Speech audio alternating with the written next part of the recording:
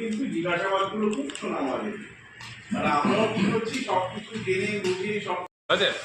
তো ফাইনালি গাড়ি নেওয়া হয়ে গেছে। চলো কি গাড়ি নিচ্ছি দেখবে, আসো।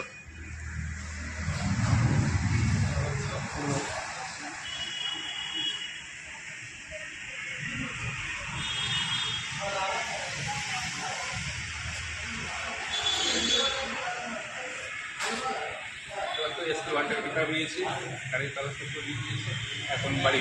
চলো টাটা, ধন্যবাদ।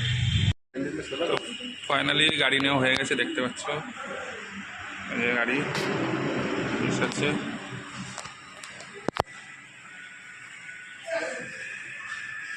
শর্ট জায়গা, পেছনে লুকিংটা দেখো।